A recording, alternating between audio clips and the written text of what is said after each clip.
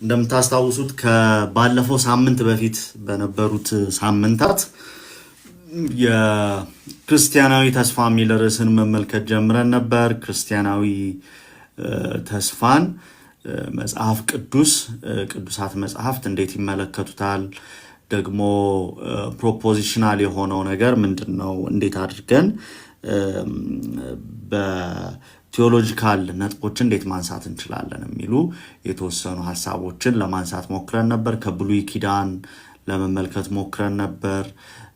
ከዛ አዲስ ኪዳን ጋር ያለውን ቀጣይነት ኮንቲኒቲ ለማየት ሞክረናል። ከዛ ወንጌላት ላይ ደግሞ በኢየሱስ ክርስቶስ መገለጥ ምክንያት ስለሆነውና የኢየሱስ ክርስቶስ መገለጥን እንዴት ወንጌላት ፕሬዘንት እንዳደረጉት እንዴት ይረዱት እንደነበረ ኢየሱስን እንዴት እንደሳሉት ጭምር ማለት ነው። እሱን ለመመልከት ሞክረናል የምታስታውሱ ከሆነና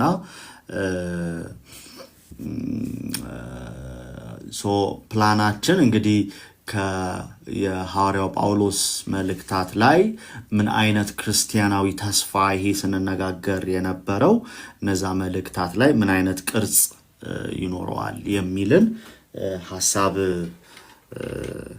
ለማየት ሞክረናልና ስለዚህ ከኤሚ ጋር ትንሽ ሪቫይዝ አድርገን አይ ቲንክ ጸልየንም መጀመር እንችላለን። ኤሚ ጸልየህም መጀመር ትችላለህ። እሺ እግዚአብሔር አምላካችን ሆይ እናመሰግናለን እድል እንደገና ስለሰጠህን ደግሞ ያለን ጊዜ እንድትባርክልን አንተ ሁላችን እንድታግዘን ቃልህን ማጥናት ስንጀምር ደግሞ ያንተን ጥበብና ዕውቀት እንድታበዛልን በጌታ በኢየሱስ ስም ነው ጸልያለሁ። ጊዜያችንን ባርክልን። ሁሉ ደግሞ ያንተ ክብር ብቻ ይሁን በኢየሱስ ስም አሜን። አሜን።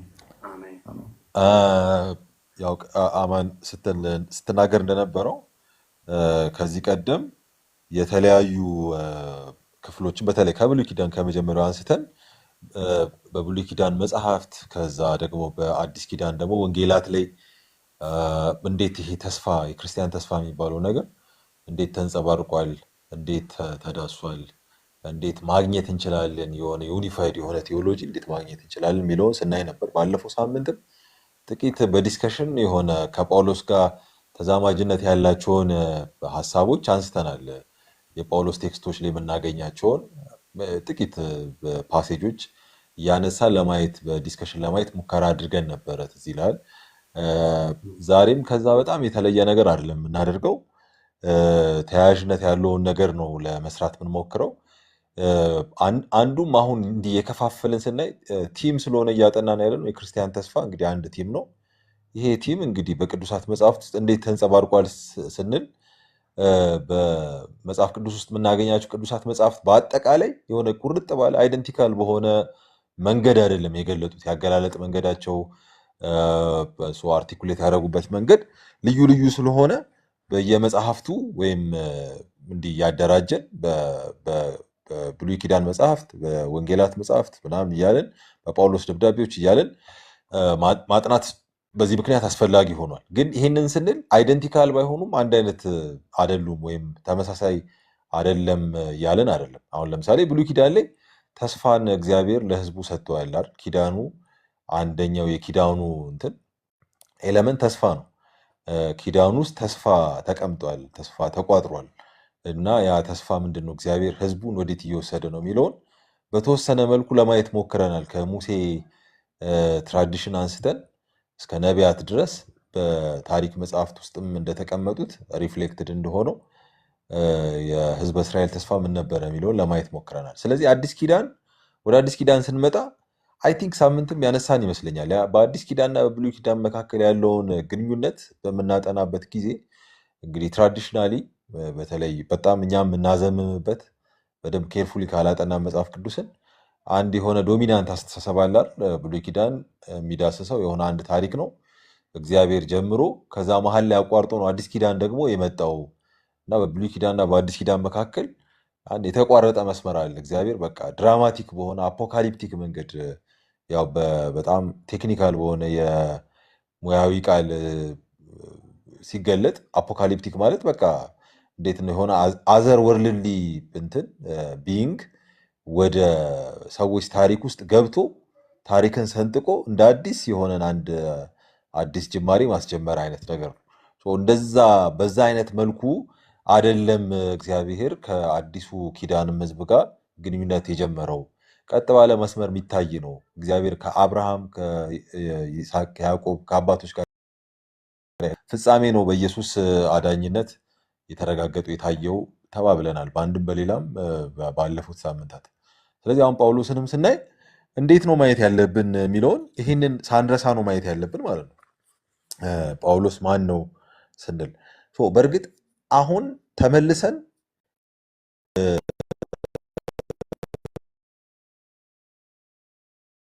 እንድናይ እንደገና እንድናጤን ጳውሎስን እዚህ መካከል ከተን ልክ ነው በእርግጥ ባልተቋረጠ መስመር ነው ያለው ወይስ መሀል ላይ የተቋረጠ ነገር አለ? ግንኙነት የለውም፣ ዲስኮኔክትድ ሆኗል። የብሉይ ኪዳን ታሪክ ፍሰትና አዲስ ኪዳን የጀመረው የእግዚአብሔር ስራ ዲስኮኔክትድ ሆኗል ወይስ ባልተቋረጠ መስመር ውስጥ ነው የሚታየው የሚለው ጳውሎስንም ከተን ለማሰብ መሞከር አለብን። ምክንያቱም በእንትን ራሱ በመጽሐፍ ቅዱስ ጥናት ውስጥ ራሱ ከፍ ባለ ደረጃ እንኳን ክርክሩ ያለ ነው፣ አሁን ድረስ ያለ ነው። ኦፍኮርስ አንደኛው ድምፅ በደንብ በአመዛኝነት በቃ ዶሚናንት ሆኖ ገዝፎ እናያለን። በተለይ አሁን ላይ በቃ አይ ጳውሎስም ሌሎች የቅዱሳን ሐዋርያት ከዛ ጌታችንም ኢየሱስ ክርስቶስ ያገለገሉት አገልግሎት የጻፉት ነገር ያስተላለፉት መልእክት በእስራኤል ታሪክ ውስጥ በደንብ ረጅም ዓመት ሲፈስ ከቆየው ትልቁ ጅረት ጋር ትልቁ ወንዝ ጋር በቃ በግንኙነት ሊታይ የሚገባ ነው የሚለው አይነት አተያይ ነው በጣም ዶሚናንት ሆኖ የምናየው። ግን እስቲል አሁንም ድምፁ ስላለ እስቲ እሱን ጳውሎስን ከተኑ ለማየት እንሞክር። ያንን ኦልሬዲ ተስፋ እዛ ውስጥ ምን ይመስላል የሚለውን ስላየን በቀጣይነት መስመር ውስጥ ስናይ የበለጠ ሚኒንግፉል ይሆናል።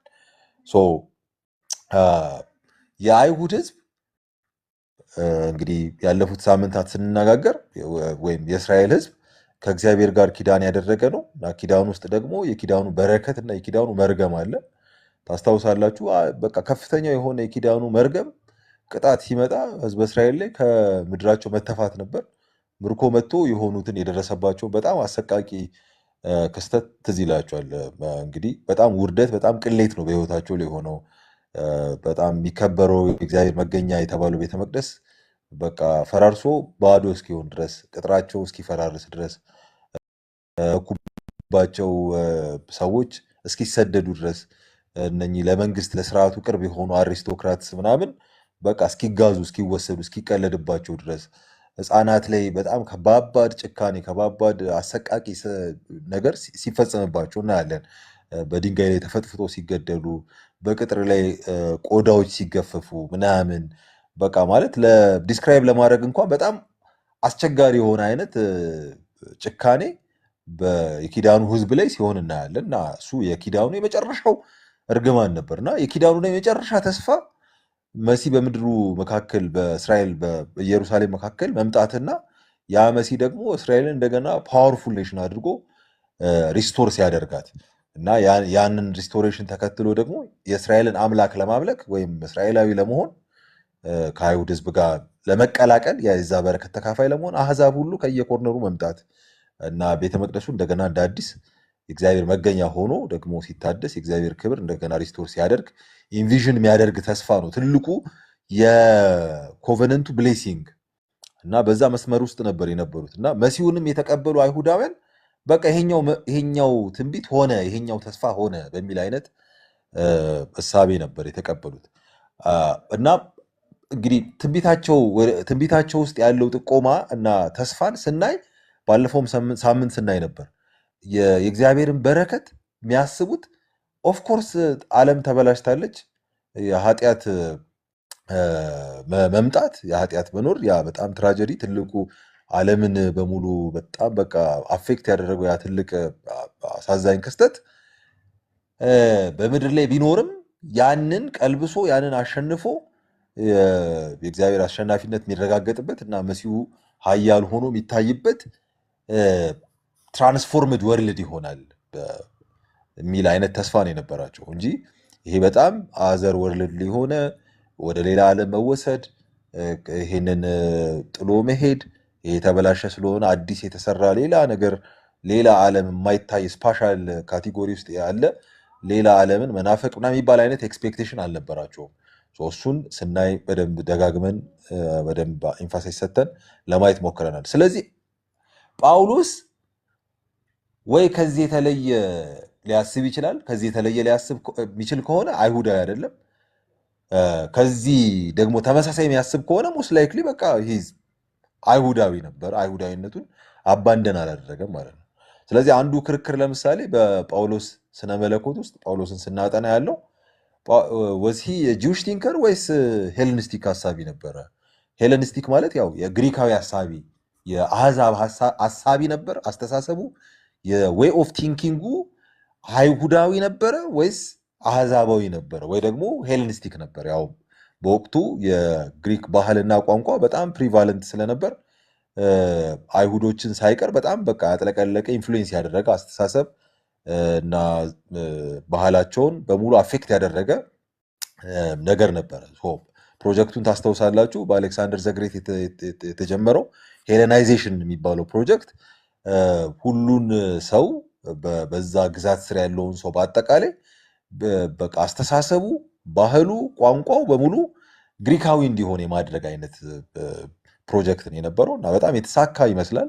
አዲስ ኪዳን ላይ ስርዓተ መንግስቱ ተሸንፎ በሮም ከተተካ በኋላ እንኳን ከሮም ስር የነበረው የእስራኤል ግዛት ውስጥ የምናገኛቸው ሰዎች የግሪክ ቋንቋ ተናጋሪዎች ነበሩ። አዲስ ኪዳን የጻፉልን ሰዎች በግሪክ ቋንቋ ነው የጻፉት። ግሪክ ስርዓተ መንግስቱን ይቆጣጠር ስለነበረ አይደለም፣ ሮም በነበረበት ዘመን። በዛ ዘመን የነበሩ ሰዎች ከአይሁድ አስተሳሰብ ውጭ ያሉ ሰዎች የግሪክ አስተሳሰብ ያላቸው ሰዎች ነበሩ ብዙዎቹ፣ በተለይ በፍልስፍና አካባቢ በሃይማኖት አካባቢ የምናገኛቸው። ስለዚህ ጳውሎስ አይሁዳዊ ሀሳቢ ነበር ወይስ የግሪክ ሀሳቢ ነበር? ወይስ ሄለኒስቲክ ቲንከር ወይስ ጁሽ ቲንከር የሚል ክርክር አለ። በጣም ሎንግ ስታንዲንግ የሆነ ረጅም ዘመን የቆየ ክርክር እና አህዛባዊ ወይም ግሪካዊ ሀሳቢ ነበር የሚሉ ሰዎች አንዱ የሚያነሱት እንዴ ራሱ ተስቦ የተወሰደበት ምክንያት የእሱ ሚሽነሪ አክቲቪቲ ተስቦ ተወስዶ ከጀንታይልስ ጋር የተሰፋበት ምክንያት እኮ እነሱን ይመስል ስለነበር ነው። ራሱ የመጣው ከጠርሴስ አካባቢ አይደል? እና ጠርሴስ እኮ ይታወቃል ፕሪዶሚናንትሊ በጀንታይልስ የተሞላች ከተማ ናት። እና ጠርሴስ አካባቢ ያደገ ሰው ሄለናይዝድ ነው፣ በቃ ሄለኒስቲክ ቲንከር ነው እና በጣም ኢንፍሉዌንስ ተደርጓል። ለዛ ነው ወደ አይሁድ እምነት ውስጥ የማይታወቁ በቀድሞ የነበረው በአይሁድ አስተሳሰብ ውስጥ የማይታወቁ አዳዲስ ነገሮችን ኢንፊልትሬት ሲያደርግ የነበረው እና አዲስ ኪዳንን ስናጠና አዳዲስ ነገሮችን ያስተዋውቀናል ጳውሎስ የጀንታይልስ ልማድ ውስጥ ያሉ ነገሮች እና እነሱን ያመጣበት ምክንያት እሱ ግሪካዊ ሀሳቢ ስለሆነ ነው ይላል። በዚህኛው ሳይድ ደግሞ አይ ኖ ኖ ኖ በፍጹም አይሁዳዊ ሀሳቢ ነው፣ አንድም ቀን ከዚህ አስተሳሰብ ተነጥሎ ጳውሎስ የሚታይበትን አይነት ሂንት ሲሰጠን አናገኝም የትኛውም አይነት ቴክስት ውስጥ የሚል ጠንካራ ሙግት ሲያነሱ እናያለን። ግን ደብዳቤዎቹን ስናይ ጳውሎስን ከሐዋርያት ስራ ዘገባዎች አንስተን ጳውሎስ ምን አይነት አስተሳሰብ ያለው ሰው ይመስላል? ጳውሎስ አይሁዳዊ ሀሳቢ ነው? ከሳምንት በፊት ስነጋገር የነበርናቸው በአይሁድ አስተሳሰብ ውስጥ ያሉ የተስፋ አጠባበቅ ኤክስፔክቴሽንስ ያሉት ሰው ነው? መሲሁን ይጠብቅ የነበረ ሰው ነው? የአይሁድ መታደስን ይጠብቅ የነበረ ሰው ነው? ወይስ was just በቃ የሆነ የተለየ የሃይማኖት አስተሳሰብ ውስጥ ቆይቶ ድንገት መሲሁን ሲያገኝ በዛ ውስጥ መሲሁን የተረዳ ሰው ነው? ግሪክ ቲንከር ነው። አይ ቲንክ ፕሮፐርሊ መጽሐፍ ቅዱስን በጣም ኬርፉሊ ለማጥናት ሙከራ ካደረግን የጳውሎስን ደብዳቤዎች በተለይ ይህንን እንስታለን ብዬ አላስብም። ጳውሎስ በደንብ ጥንቅቅ ያለ አይሁዳዊ ሀሳቢ ነበር። በእርግጥ በደንብ ብዙ የአገልግሎት ወቅቱ የምናየው ወደ ከአይሁድ ክፍለ ግዛት ውጪ በሆኑ አካባቢዎች ላይ ከጀንታይልስ ጋር በጣም አሶሺየት ሲያደርግ ለእነሱ ወንጌል ሲመሰክር የመሲሁን መምጣት ሲያበስራቸው እና ስለ ኢየሱስ ሲናገር እናያለን። የእስራኤልን መታደስ እና እነሱም ደግሞ ከዚህ መታደስ ውስጥ ያለውን የተቀመጠውን በረከት ተካፋዮች እንደሆኑ ሲመሰክርላቸው እናያለን። ግን ጳውሎስ ለአሕዛቦች ይህንን የምስራች ቢነግራቸውም የጳውሎስ ቲዮሎጂ ግን በብዛት ምን ነበረ? ለምሳሌ ወንጌሉን መናገር ወንጌል የሚለውን ሐሳብ ታስታውሳላችሁ። ኋላ ላይ እንመጣበታለን። የምስራች ብሎ መናገር በእስራኤል ታሪክ ውስጥ የሚታወቅ ነው።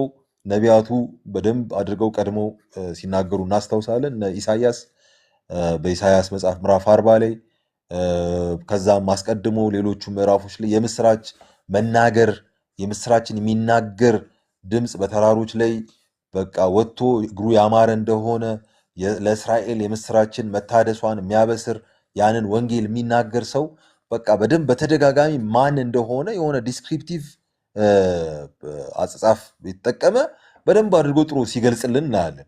ሌሎችም የነቢያት መጽሐፍ ጸሐፊዎች ነቢያቱ በብሉይ ኪዳን ታሪክ ውስጥ የምናገኛቸው ነቢያት ይህንን ዘመን በጣም ሲጠቁሙን በቃ በምስራች መልክ በደንብ እያበሰሩን በቃ አንድ ዘመን ይመጣል በእስራኤል ውስጥ በቃ ታድሶ የሚሆንበት ኢየሩሳሌም የምትታደስበት የመቅደስ ስርዓቱ የሚታደስበት የእግዚአብሔር ክብር እንደገና ሪስቶር የሚያደርግበት እግዚአብሔር እንደገና የራሱ መገኘት በህዝቡ መካከል የሚያደርግበት እና ህዝቡ ፓወርፉል ኔሽን ኖሮ የሚገለጥበት ዘመን ይመጣል የሚል የምስራች ሲናገሩ እናያለን።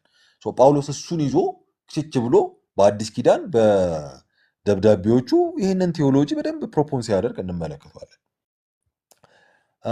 ጳውሎስ ግን ከዚህ በተጨማሪ በብሉይ ኪዳን የተጠቀሱ መጽሐፎችን ወይም መጽሐፎች ውስጥ የተገለጡ ልዩ ልዩ ከኪዳኑ ህዝብ ጋር የሚገናኙ ትንቢቶችን እና ሀሳቦችን መናገሩ ፕሮፖን ማድረጉ አድቮኬት ማድረጉ ብቻ ሳይሆን እንግዲህ አይሁዳዊነት የሚባለው ነገር የሆነ ልክ እንደ ቀኑናችን ሚልኪያስ መጽሐፍ ላይ አልቆ ከዛ ደግሞ አዲስ ኪዳን ላይ የምናገኘውን ህዝብ ብቻ የሚተርክልን አይደለም። አይሁዳዊነት በዛ በመካከል ደግሞ በእነኚህ በሁለት ኪዳናት መካከል የሆነ አንድ ረዘም ያለ ዘመንም ደግሞ ያለው በደንብ መሰረቱን ያጠነከረበት ግራውንዱን ቤዙን በደንብ ያጠነከረበት ከዛ የሃይማኖት ስርዓቱን በደንብ ዴቨሎፕ ያደረገበት ዘመን በዛ ውስጥ በደንብ የተዋወቀ ስርዓትም ጭምር ነው አይሁዳዊነት።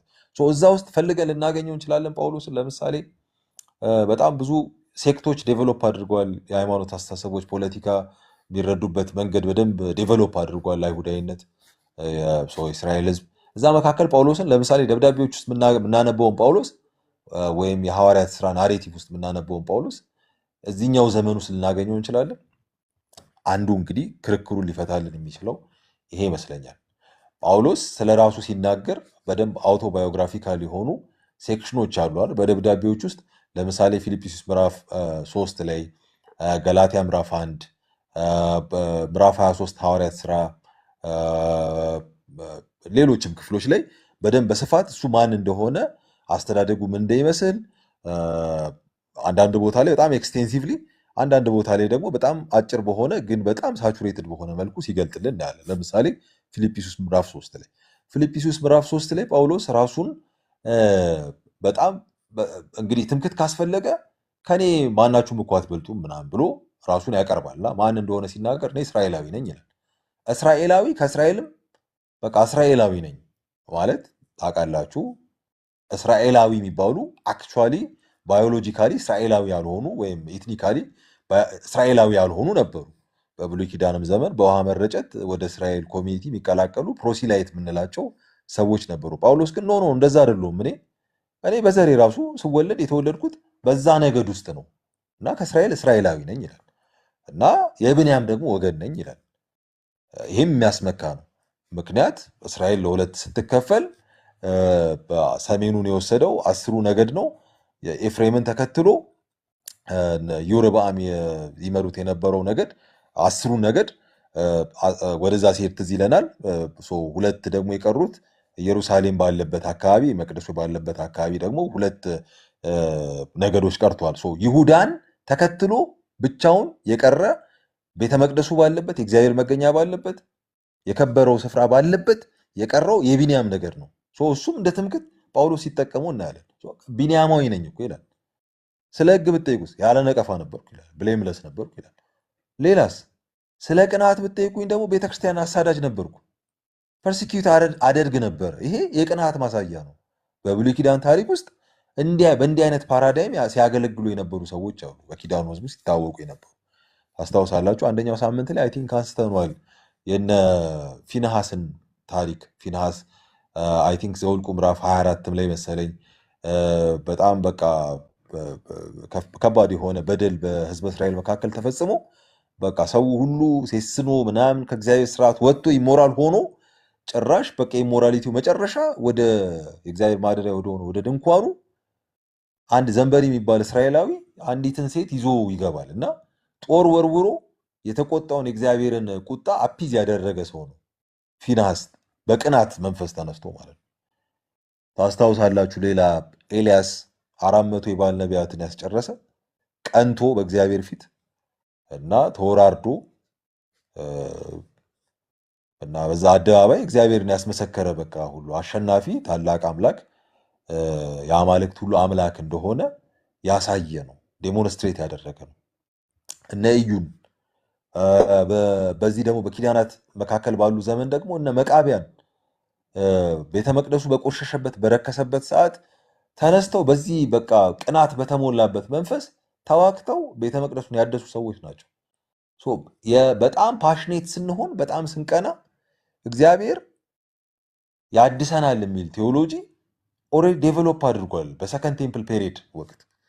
በተለይም ደግሞ ፈሪሳዊ በሚባለው ወይም ፈሪሳውያን በሚባለው ሴክት ውስጥ በተለይም ደግሞ ፈሪሳይነት እንግዲህ በደንብ በፈሪሳይነትን በሚያጠኑ ያንን ዘመን ጥሩ አድርገው ባጠኑ ሂስቶሪያንስ ዘንድ በደንብ ኮንሰንሰስ እንዳለ በምንረዳበት ልክ ፈሪሳይነት ለሁለት ሴክት ይከፈላል። ሻማይት እና ሂሌላይት የሚባል። ሻማይት የሚባሉት ቅድም ባልኳችሁ አይነት መንገድ የሚሄዱ ናቸው። በጣም ቫዮለንት ስንሆን የእግዚአብሔር ተስፋ እግዚአብሔር ለኪዳኑ ሕዝብ በኪዳኑ ውስጥ የቋጠረው ተስፋ እውን ሆኖ አክቹዋል ሆኖ ይገለጣል ብሎ ያምኑ የነበሩ ሰዎች ናቸው። ቫዮለንትሊ ሪያክት ማድረግ አለብን ለምናየው አመፅ፣ ለቆሸሸ ነገር፣ ህዝቡን ለሚበክል ስርዓቱን ለሚያበላሽ ነገር ቫዮለንትሊ ሪያክት ስናደርግ እግዚአብሔር ተስፋውን ያፈጥናል፣ ወደ ህዝቡ ይመጣል፣ ያድሰናል የሚል ተስፋ ነበራቸው። ሂሌላይት የሚባሉት ስቲል ፈሪሳውያን ናቸው። እነሱም ተስፋውን ፓሽኔት ሆነው የሚጠብቁ ናቸው። ግን ፓሽኔት መሆናቸው መገለጫ ፒስፉል በመሆን ነው የሚገለጠው። በጣም ሰላማዊ ናቸው። እንደውም በጣም ፒስፉል ስንሆን፣ ፒስፉሊ ግን በጣም ጥሩ ኦብዘርቫንት ስንሆን፣ ህጉን በደንብ አድርገን ስንጠብቅ እና በዛ መልኩ ፓሽናችን ሲገለጥ እግዚአብሔር ተስፋውን ያፈጥናል ይላሉ። ለምሳሌ ጳውሎስ በገማልያል እግር ስር ሆኖ ህጉን እንዳጠና ይናገራል። ግን ደግሞ ሴክታቸው ሞስት ላይክሊ የተለያየ እንደሆነ ማስተዋል እንችላለን። ለምሳሌ ጳውሎስ በጣም ዚል የሚባለውን ነገር አስተሳስሮ የሚያየው ቤተክርስቲያንን ከማሳደድ ጋር ነው። ገማልያልን ደግሞ የምናየው በተለይ ሐዋርያት ሥራ ምዕራፍ 5 ላይ ትዝ ይላችኋል። የሆነ ሰም ካይንድ ኦፍ ሊብራል የሆነ ሌኒየንት የሆነ ለዘብተኛ ሰው አይ እነኚህን ሰዎች ለምንድነው የምታሰቃዩቸው? ለምንድነው የምትነኳቸው? ከእግዚአብሔር ጋር ብትጣሉስ ምናምን ይላቸዋል። እነኛ የሸንጎ መሪዎችን ክርስቲያኖቹን ጴጥሮስን ዮሐንስን በህዝቡ መካከል ፈውስ ሲያደርጉ ሲመሰክሩ ስለ ኢየሱስ ሲናገሩ የዚህን ሰው ደም በእኛ ላይ ልታመጡብን ነው እያሉ ሲወቅሷቸው ሊያስሯቸው ሲሞክሩ መጥቶ ሲሞግታቸው እናያለን። በቃ ተዋቸው እንዴ! ይሁዳ የሚባል ተነስቶ ብዙ ሰዎችን አስከትሎ ነበር እኮ እሱ ጠፋ እኮ የለም እኮ ቴዎዳስስ የሚባል ብሎ ታሪክን አጣቅሶ እነኚህ ሰዎች ከእግዚአብሔር ካልሆኑ ይጠፋሉ፣ ለምን አንተዋቸውም? ከእግዚአብሔር ከሆኑ ግን እኛ እየተጣላ እንገኛለን። ስለዚህ ሊቭ ኤንድ ሌት ሊቭ የሚል አይነት ሊብራል የሆነ አስተሳሰብ ነበረው። እነኚህ ሂሌላይት ይባሉ ነበር እና በፈሪሳውያን ሴክት ውስጥ የነበሩ። ስለዚህ ጳውሎስ አይሁዳዊ ነው።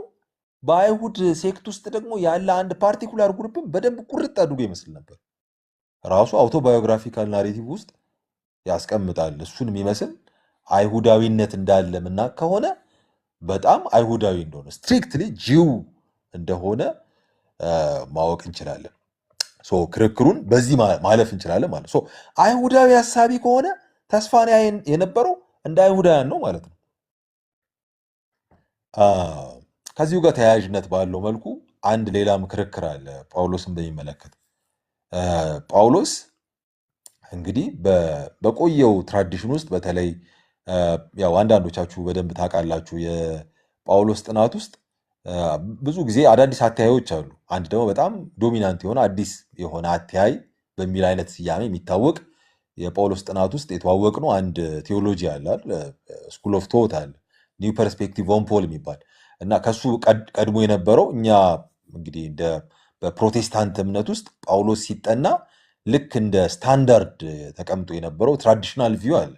እዛ ውስጥ አሁን ጳውሎስ ይታይ የነበረው ጳውሎስ ከፕላይት ወደ ሶሉሽን የመጣ ሰው ችግር ውስጥ ነበረ ማለት ችግር ውስጥ ቆይቶ ችግር ማለት ብሮከን ሲስተም ነው። አይሁዳዊነት ራሱ የተበላሸ ሲስተም ነው እና እዛ የተበላሸ ሲስተም ውስጥ ቆይቶ መቼ ነው ምድነው እያለ ልክ ሮሜ መጽሐፍ ምዕራፍ 7 ላይ ያለው ፓሴጅ የሚያሳየን ያንን ሰውዬ ነው ይላሉ።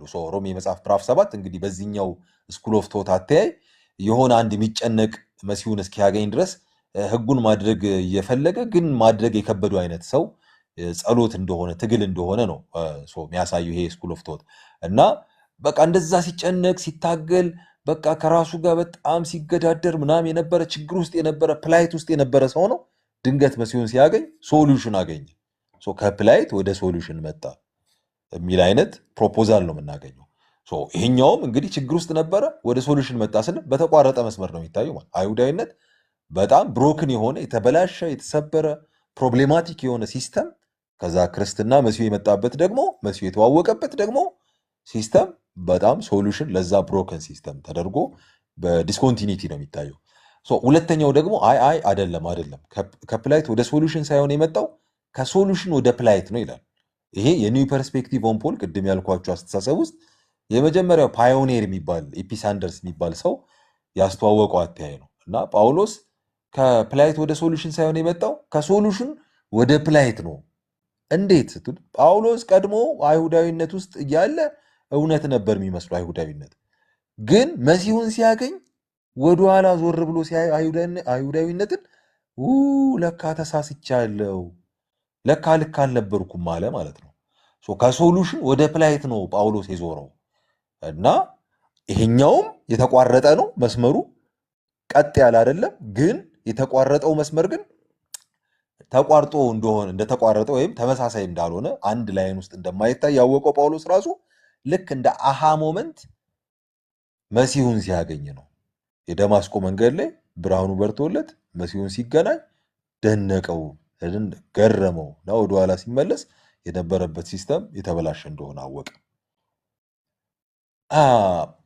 አይ ዶንት ቲንክ አሁንም ጳውሎስን በደንብ ያጠናኑ እንደሆነ የሐዋርያት ሥራ ዘገባንም ጨምረን ከዛ አይሁዳዊነት ምንድን ነው የሚለውን የብሉይ ኪዳን መጽሐፍትንም የሁለተኛ ቤተ መቅደስ ዘመን ጽሑፎችንም ለማጥናት ለማየት ከሞከርን አይሁዳዊነትና ጳውሎስ በእንዲህ አይነት ግንኙነት የሚዛመዱ ናቸው ብዬ አላስብም።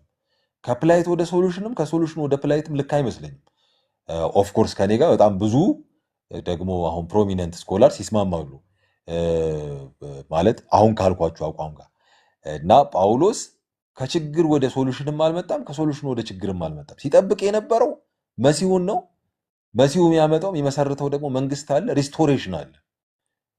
የተበላሸው የጳውሎስ ያጠባበቅ መንገድ ነው እና ጳውሎስ ቫዮለንትሊ አክት እያደረግኩ ስመጣ የአይሁድ መታደስ ይሆናል የሚል አይነት አስተሳሰብ ነበሩ እና ጳውሎስ ብቻ ግን አይደለም፣ የጳውሎስ ኮንቴምፖራሪስ እንደዛ ነበሩ እና አይሁዳዊነት በጣም ናሽናል ራይቸስነስ በህዝቡ መካከል በጳውሎስም ከጳውሎስ ጋር አብረው በነበሩ ኮንቴምፖራሪ አይሁዳውያን ውስጥ ይታሰብ የነበረ የቴዎሎጂ አስተሳሰብ ነው እና አይሁዳዊነት የሚታየው በቃ ብቸኛ የሆነ ልከኛ የሆነ ለወደፊትም ደግሞ ልከኛና ብቸኛ ሆኖ በአንድ ብሔር፣ በአንድ ዘር፣ በአንድ ባዮሎጂካል ኦሪጂን ዙሪያ የተሰባሰበ ህዝብ በቃ የእግዚአብሔር ህዝብ ሆኖ ኤክስክሉሲቭሊ እስከ መጨረሻው ያንን ፕሪቪሌጅ አስጠብቆ የሚኖር መሲሁም ሲመጣ ያንን የሚያረጋግጥ እና የተለየ ሌላ በቃ በተደጋጋሚ ነቢያቱም ህጉም ሲነግራቸው የነበረው በእነሱ ውስጥ አልፎ እግዚአብሔር ሊሰራ ያሰበውን ዓለሙን የማትረፍ የማዳን ወደ ዓለሙ የገባውን የኃጢአትን ኃይል የመቀልበስ አሕዛቦችን በዚህ በረከት ደግሞ ተካፋይ የማድረግ እቅዱን ቸል ማለት የመተው ሪጀክት የማድረግ አንድ ኤንቲራይት አንድ መጽሐፉ ላይ ልክ እንደ እነኚህን ሰዎች እስራኤላውያን በዚህ ወቅት የነበሩትም ጳውሎስ በደብዳቤ ውስጥ የሚወቅሳቸው በነገራችን ላይ እነሱን ነው። እንዲህ አይነቱን አስተሳሰብ ነው፣ ሚስትሪት ማድረግን ነው፣ ህጉን ልከኛ ባልሆነ መንገድ ትሪት ማድረግን ነው፣ ራሳቸውን በቃ በጣም የእግዚአብሔር በቃ ብቸኛ አይን ማረፊያ አድርጎ ማየትን ነው። ናሽናል ራይቸስነስ የሚባለው እሱ ነው። በቃ በጣም ኢትኖሴንትሪክ መሆናቸው፣ በቃ ብሔርተኛ መሆናቸው፣ የመጣው ሁሉ የመጣው ስለኛ ብቻ ነው ማለት እና ምሳሌ ይሰጣል። በጣም ጥሩ የሆነ ምሳሌ። እነሱ ማለት በዛ ዘመን የነበረው እስራኤላዊነት ማለት ጳውሎስ ሲጣለው የነበረው ጳውሎስ ሲተቸው የነበረው ክሪቲሳይዝ ሲያደርገው የነበረው እሱም የኖረበት የእስራኤላዊነት ሰልፍ አንደርስታንዲንግ ልክ እንደ ፖስታ አድራሹ ነው። ፖስታ አድራሽ ሆኖ የሚያደርሰውን በቦክስ ውስጥ ያስቀመጠውን ፖስታ በሙሉ ለሱ እንደተላከ የሚያስብ ፖስታ አድራሽ ነው እስራኤላዊ፣ በዛ ወቅት የነበረው እስራኤላዊነት የሚል አይነት ጥሩ ኢለስትሬሽን ሲሰጥ እናያለን። የሆነው ነገር ሁሉ የተገባላቸው ከነሱ ጋር ኢስታብሊሽ የተደረገው ኪዳን፣ የተሰጣቸው ሕግ፣ የመጡት ነቢያት፣ ስለነሱ የተነገረው ተስፋ በአጠቃላይ ለእነሱና ስለ እነሱ እንደሆነ አድርገው ያስቡ ነበር። ዲስ ኢዝ ናሽናል ራይቸስነስ እና ጳውሎስ በደብዳቤዎች ውስጥ በጣም ብዙ ጊዜ ሲጋፈጥ፣ በጣም ብዙ ጊዜ ሲተች፣ ክሪቲሳይዝ ሲያደርግ፣ ልክ አይደላችሁም ሲል፣ ሲሟገት እና በጣም ጠንካራ ቃላትን ሲጠቀም አይሁዳውያኑ የእሱ ኮንቴምፖራሪ ህዝቦች እንዲህ አይነት ቴንደንሲ ስለነበራቸው ነው። እሱ ራሱ ይህንኑ ነገር ያደርግ ስለነበረ ነው። የእግዚአብሔርን ጽድቅ በቃ በጣም የሚጠሩበት እግዚአብሔርን ለኪዳኑ ያለውን ታማኝነት አትራክት ለማድረግ በቃ በጣም በእነሱ ዙሪያ ያለ ዓለም እየሰሩ ቫዮለንትሊ ሪያክት ያደርጉ ነበረ። ሮሜ መጽሐፍ ምዕራፍ 10 ትዝ ይላችኋል። የልቤ በጎ ፈቃድ ስለ እስራኤል ልመናዬም ወደ እግዚአብሔር እንዲቀርቡ እንዲድኑ ነው ይላል። እና እነሱ እኮ በእውቀት አይቅኑ እንጂ ለእግዚአብሔር እንዲቀኑ መሰክርላችኋል ይላል። እና ይህን ካለ በኋላ የእግዚአብሔርን ጽድቅ ሳያውቁ ግን የራሳቸውን ጽድቅ ሊያቆሙ ሲፈልጉ ከእግዚአብሔር ጽድቅ ተጥለው ወድቀዋል ይላል። እና ማለት በእውቀት ነው ያልቀኑት እንጂ ቅናት እኮ አላቸው ለእግዚአብሔር። ይቀናሉ ማለት የሚያደርጉትን ነገር እያደረጉ ያሉት እኮ እየቀኑ ነው፣ ግን በእውቀት አይደል። አላወቁም፣ ልከኛውን መንገድ አላወቁም፣ መሲሁ መምጣቱንም ደግሞ አላወቁም። እና እሱ ብቻ አይደለም፣ የራሳቸውን ጽድቅ ሊያቆሙ ነው የፈለጉት። የራሳቸው ጽድቅ ማለት እግዚአብሔር እየሰራ ያለው እግዚአብሔር ጽድቅ፣ የተገለጠው የእግዚአብሔር ጽድቅ ማለት ጋድስ ራይቸስነስ። አንደኛው እንግዲህ አማራጭ ትርጓሜ በተለይ እንዲህ አይነት ክፍሎች ላይ ምናልባትም ልከኛው ትርጓሜ የእግዚአብሔር ለኪዳኑ ያለው ታማኝነት እንደተረጋገጠ ሳያውቁ የራሳቸውን ሰልፍ ራይቸስነስ፣ የራሳቸውን ስታተስ፣ በእግዚአብሔር ኪዳን ውስጥ ያለውን ስታተስ ሊያስጠብቁ ሞከሩ። እግዚአብሔር ግን ለኪዳኑ ታማኝ ሆኖ እኮ ሁሉ ነገሩን ጨርሶ ኪዳኑን ፈጽሞ አረጋግጦላቸዋል። አላወቁም እኮ እና ይህንን በእውቀት ስላልሆነ ይህንን ስላላወቁ ቅናታቸው ልከኛ አልሆንም። በዚህ ምክንያት ነው እኮ የተቆረጡት ብሎ ጳውሎስ ሲናገር እናያለን። በጣም በሐዘን በተነካ ልቦ ነው። ገላትያ መጽሐፍ ላይ በጣም ብዙ ጊዜ ጁዳይዘርስ የምንላቸው እነኚህ እንዲገረዙ አሕዛቦችን ሲያስገድዷቸው የምናያቸው ሰዎች እነሱ ይተቻቸው የነበረው ያደርጉት የነበሩት ልምምድና ሰልፍ አንደርስታንዲንጋቸው በዚህ መልኩ የተቃኘ ስለነበረ ነው። ቅድም አንስተነዋል። ሮሜ የመጽሐፍ ምዕራፍ 7 ሚስትሪት ያደረጉ ነበር ሕጉን። ሕጉ መጥቶ ብርሃን ሊሰጣቸው ወደ እግዚአብሔር ሊያቀርባቸው ሲገባ ግን እነሱ ጋር ሲደርስ ሕጉ አቅም አልባ ሆነ። እንደውም ኃጢአተኛ መሆናቸውን ገለጠ። ኦፍኮርስ ጳውሎስ ራሱን ነው መሀል ላይ ከቶ ሲናገር የምናየው። ሪቶሪካል ዲቫይስ አድርጎ ጳውሎስ አክቹዋሊ ስለ ራሱ አይደለም የሚያወራው። በደንብ ኬርፉሊ ሮሜንም እናጠና ከሆነ ይሄ የአንድ ሰው አይነት ድምፀት አድርጎ በዛ ቶን ሲያወራ ብዙ ጊዜ የሚያወራው ጳውሎስ ኮርፖሬት በሆነ አይነት ሴንስ የህዝበ እስራኤልን ወክሎ ነው። ለምሳሌ ምዕራፍ 2 ላይ አንተ ግን እስራኤላዊ ስትሆን፣ አንተ ግን አይሁዳዊ ብትሆን፣ በሕግም ብትደገፍ፣ በመቅደስም ብትመካ እያለ የሆነ አንድን ሰው ሪፈር እያደረገ የሚያወራ ይመስላል። ግን እያወራ ያለው ስለ እስራኤል ህዝብ በአጠቃላይ ነው። በጣም ትምክተኛ ስለሆኑ የህፃናት አስተማሪዎች ነን፣ ጥበብ ለሌላቸው ጥበብ የምናስተምር እኛ ነን፣ ሚንስ ኦፍ ሶሉሽን ነን የሚል አይነት ትምክተኝነት አላቸው። ግን ህጉን ፕሮፐርሊ አልያዙትም። እና እንደውም ከዚህ በኋላ እኮ አይሁዳዊነት በግልጥ አይሁዳዊ የሆነ አይደለም፣ በስውር የሆነ ነው አይሁዳዊነት፣ ልከኛው አይሁዳዊነት። ለሱ ደግሞ ምስጋናው ከእግዚአብሔር ዘንድ ነው ይላል። ጁዳያንስ ወይም ጂው ማለት ጁዳይዝም፣ ጁዲያ የሚለው የህብሪው ቃል ፕሬዝ ማለት ነው፣ ምስጋና ማለት ነው። በግልጥ የሆነ አይደለም ምስጋናው እኮ በግልጥ አይሁዳዊ የሆነ አይደለም። አይሁዳዊነት በስውር ነው፣ በልብ የሚደረግ መገረዝ ነው ልከኛው አይሁዳዊነትን የሚያመጣው እና ህጉን መጠበቅ ነው። ህጉን ሳይጠብቁ አይሁዳዊነት አለን የለም። እንደውም አሕዛቦቹ ናቸው ከእናንተ የተሻለ አይሁዳውያን እና እነሱ አይሁዳውያን ሆነዋል፣ የእነሱ ምስጋና ደግሞ ከእግዚአብሔር ዘንድ ነው ብሎ በጣም በቃ ሚስቲሪየስ በሆነ መንገድ እንዴት አይሁዳዊ እንደሆነው ሲተቻቸው ታያላችሁ። እዚህ ጋም ሪቶሪካል ዲቫይስ የሆነ አንድን ሰው ነው ሪፈር እያደረገ ሲያወራ የሚመስለው ማለት በንግግሩ መካከል ሪፈር የሚያደርገው አንድን ሰው ነው የሚመስለው፣ ግን የሚጠቀመው ሪቶሪካል ዲቫይስ ስለሆነ ነው። 7 ላይም ጳውሎስ ራሱን ነው መሀል ላይ ከቶ በቃ እኔ ምንኛ ጎስቋላ ሰው ነኝ ምናምን ይላል።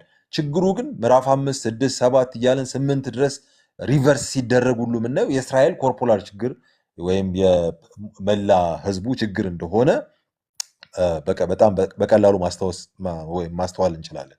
ህጉ ሲመጣ በብሉይ ኪዳን የነበረው ብርሃን እንደሚሆን ህፃናትን ጠቢባን እንደሚያደርግ በመዝሙር መጽሐፍ ላይ ለምሳሌ ታስታውሱታላችሁ አይደል?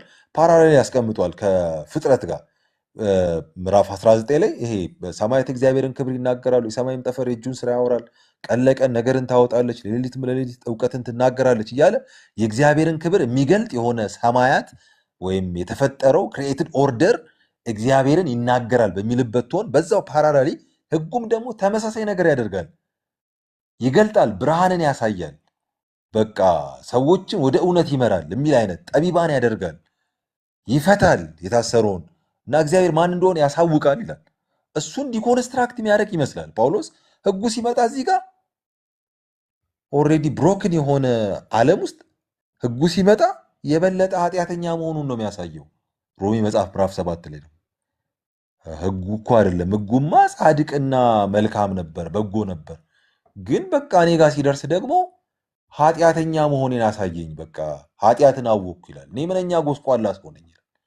ህዝበ እስራኤል በዚህ አይነት የሆነ ህጉ መጥቶ እንኳን ህጉን ሚስትሪት የሚያደርግ አይነት ህጉ እንግዲህ የኪዳኑ የፕሮቪደንስ አካል ነው። ነቢያት፣ ህግ፣ የመቅደስ ስርዓት እነኚህ ሁሉ ኪዳኑ ኢስታብሊሽ የተደረገው ኪዳን እንዲጠበቅ የሚረዱ ፕሮቪደንሶች ናቸው እና ግን ህጉ ሲመጣ ኪዳኑ የተሰጠው ህዝብ ሚስትሪት ያደረገው ነበር ማለት ነው። አንዱ አካል ነበረ። ናሽናል ራይቸስነስ ህዝበ እስራኤል ይታወቅበት የነበረ ዝንባሌ ነው። ይሄንን ሲተች እናያለን። ጳውሎስ እንዲህ ነበር የነበረው። ጳውሎስ መሲሁን አግኝቶ ሲታደስ የታደሰው እና ሰልፍ ክሪቲካል ሲሆን ሰልፍ ክሪቲካል የሆነው ህጉን የተረዳበት መንገድ ነው። የመጣበትን መንገድ ወይም የተጓዘበትን የአይሁዳዊ ስርዓት ሳይሆን የተበላሸ እንደሆነ ብሮክን ሲስተም እንደሆነ ያወቀው እሱ ሚስ አንደርስታንድ ማድረጉን ወይም ደግሞ ልክ እንደሱ ኮንቴምፖራሪስ በጣም የከፋ ናሽናል ራይቸስነስ ውስጥ እግዚአብሔር እንዲሆኑ ያልፈቀዳቸው አይነት መንገድ ውስጥ እንደነበረ ማሰቡ ነው።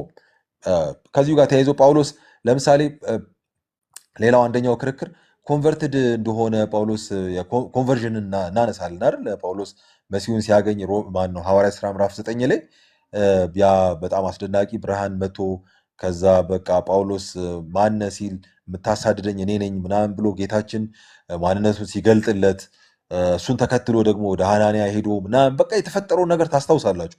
ከዛ ክርስቲያን ፖል ከአይሁዳዊ ጳውሎስ ሲመጣ የሆነ ኮንቨርትድ ሆነ። ኦፍኮርስ ልክ ነው። በጣም በሆኑ ሴንሶች ኮንቨርትድ ሆኗል ማለት እንችላለን። ቅድም ለምሳሌ ህጉን የተረዳበት መንገድ ልክ አልነበረም።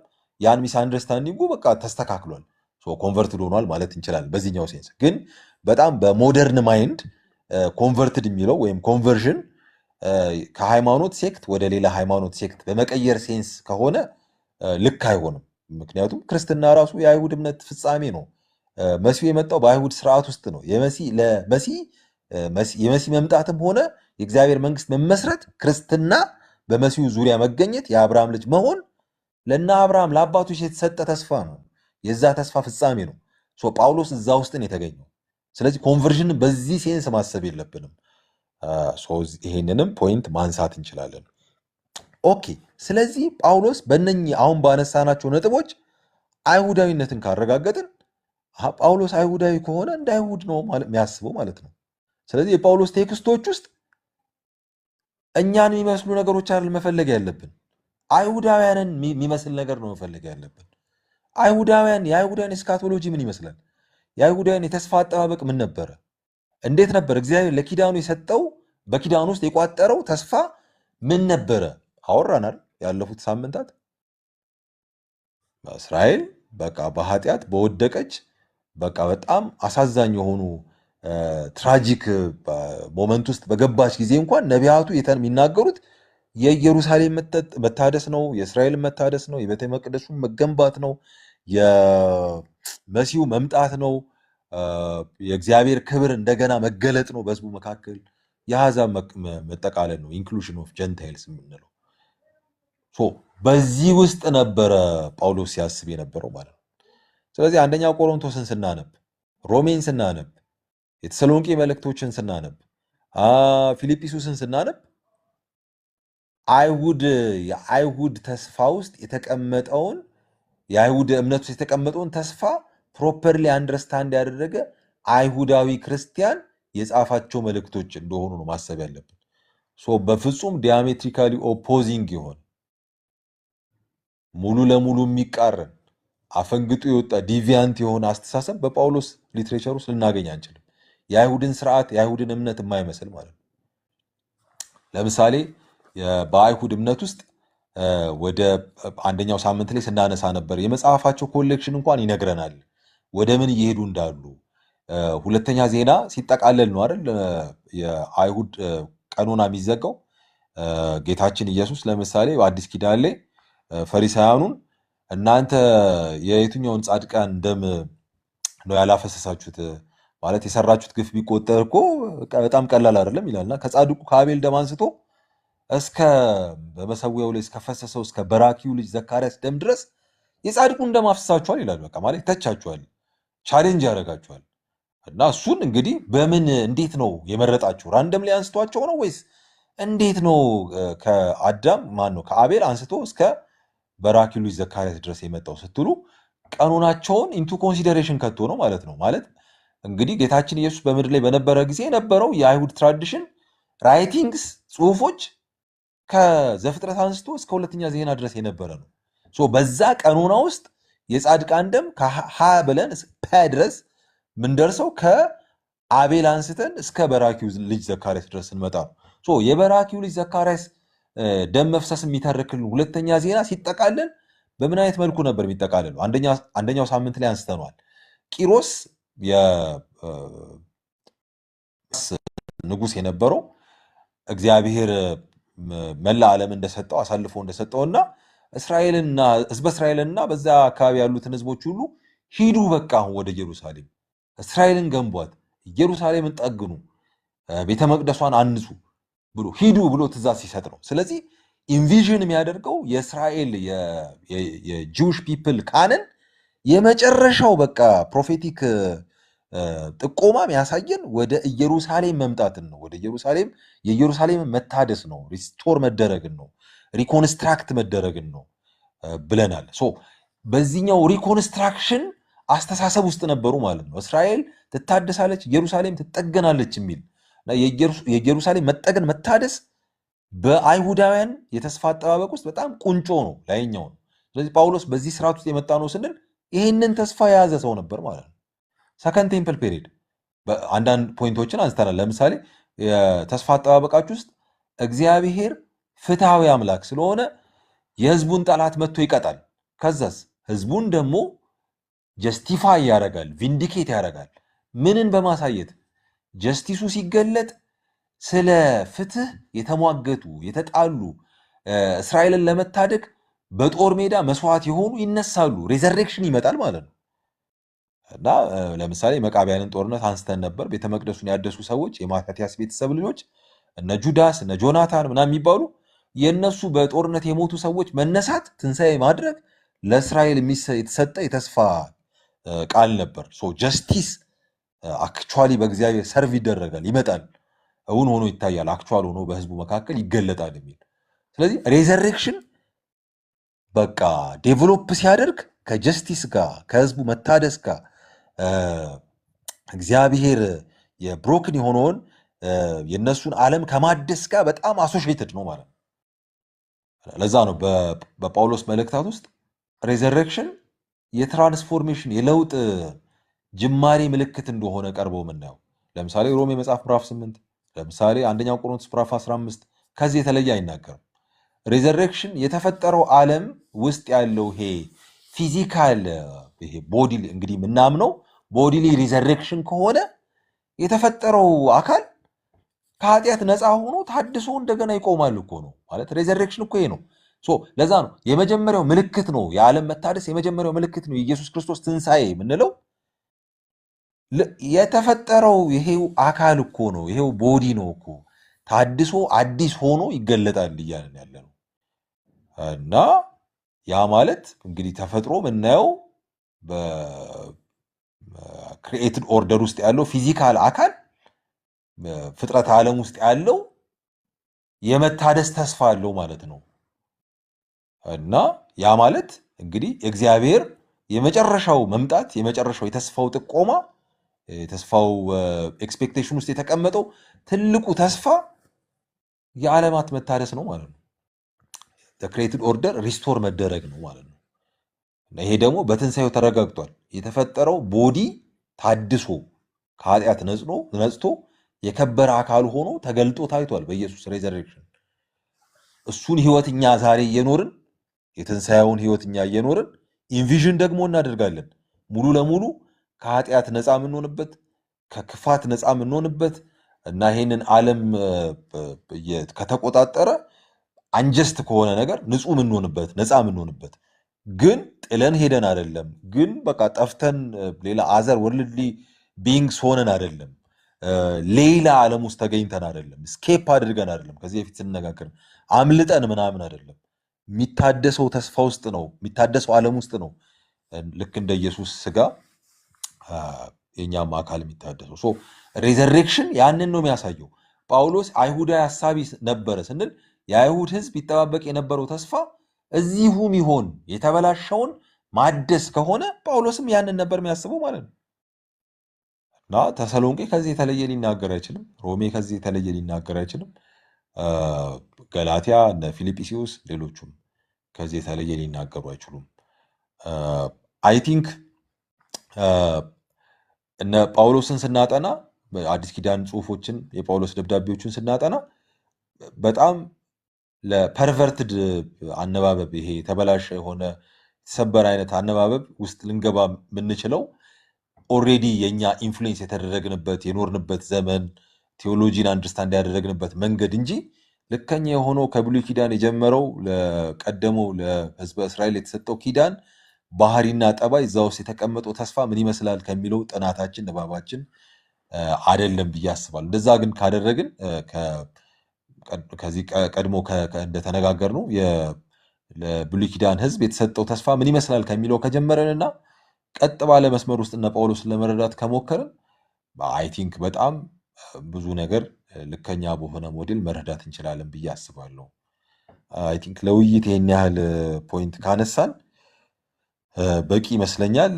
እንግዲህ ጥያቄ ካለ ወይ በጥያቄዎች ውስጥ ደግሞ የሚቀርበውን ነገር ለማዳበር እንሞክራለን። ቴንኪዩ፣ ተባረኩ። ቴንኪዩ ኤሚ፣ በእውነት እናመሰግናለን። እግዚአብሔር አብዝቶ ይባርክህ። በደንብ ፍሎ ያለው ነገር እንደሆነ በደንብ አሳይተህናልና በጣም ተባረክ ማለት ወዳለሁ። ኤሚ ከብሉይ ኪዳን የጀመረው አረዳድ ማለት ልክ የሆነ ቦታ ተቋርጦ ልክ እንደ አዲስ የጀመረ ነገር አለመሆኑን በደንብ ስትረስ ለማድረግ ሞክሯል ኤሚና ይሄ ደግሞ ቀጣይ የሆነ የኪዳኑ የሚያደርስበትን ከእግዚአብሔር ጋር የገቡት ኪዳን እስራኤላውያን በዘመናት መካከል አንደኛ የሚረዱበት መንገድና ሁለተኛ የት እንደሚያደርሳቸው ያላቸው እምነት ኮመን መሆኑን በደንብ ለመመልከት ችለናል። አዲስ ኪዳን ላይ ምናልባት አንዱና መሰረታዊው ሺፍት እግዚአብሔር ይህንን ተስፋ ዴሊቨር ያደረገበትን መንገድ የሚያዩበት ሁኔታ ግን ተቀይሮ እንደነበረ በደንብ ስትረስ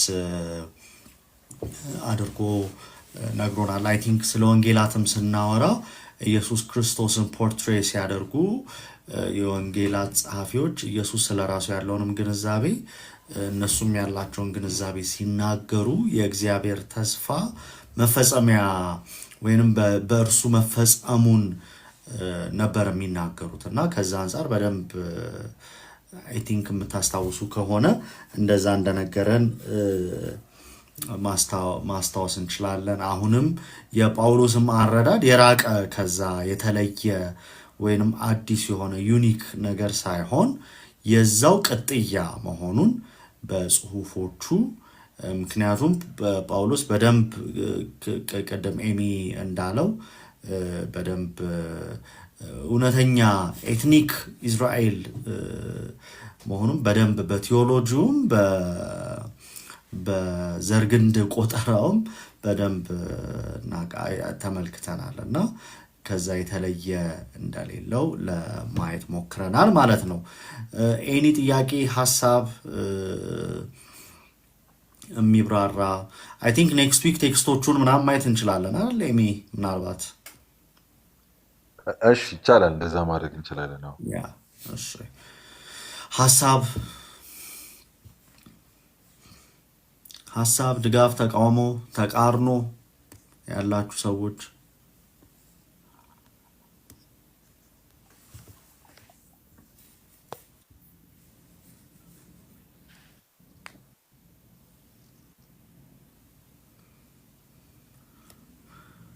ሀሳብ የምትሰጡ ጥያቄ ካለ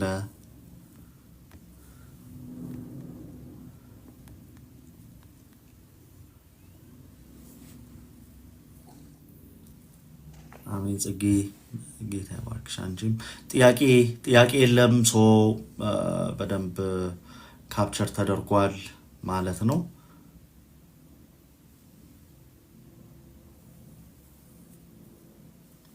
ጥያቄ ሀሳብ ያላችሁ ሰዎች ካላችሁ ፍሎሮን በዛው እናመቻቻለን። ነገር ግን አንድ ኤሚ በዛው አያይዘህ ምናልባት በሐዋርያው ጳውሎስ በጣም ኢንፍሉዌንሻል አሳቢም የነገረ መለኮት ሊቅም ነበረ እና በጽሁፎቹ አንዱ ከሚያነሳቸው ነገሮች መካከል የኢየሱስ ክርስቶስ መገለጥ እንዴት አይሁድ ጋር የነበረውን የቀደመው ኪዳን ውስጥ የነበረው ተስፋ መፈጸሙ ላይ በጣም ስትረስ ያደርጋል። አይ ቲንክ የጳውሎስ ቴዎሎጂ እና ከሱ ከኢየሱስ ክርስቶስ መገለጥ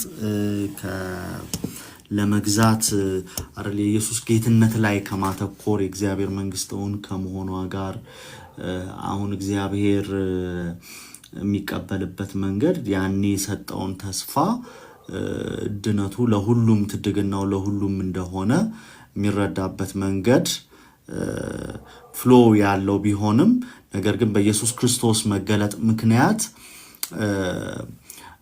አዲስ የሆነ ኮቨነንት እንዳለ አዲስ የሆነ ኪዳን እግዚአብሔር እንደገባ አዲስ የሆነ ኪዳንን ብቻ ሳይሆን ደግሞ አሁን ሁሉም የሱ ህዝብ እንደሆነ አይደል ኒው ኔሽንም እንደሆነ ናት ኦንሊ ኒው ክሪኤሽን ብቻ ሳይሆን ኒው ኔሽንም እግዚአብሔር ይሄ ኒው ክሪኤሽንን በማምጣት ህዝቡ ሁሉም ህዝቡ መሆኑን እሱንም ይናገራል እና ከእሱ አንጻር ምናልባት የምትለው ነገር ካለ ኤሚ?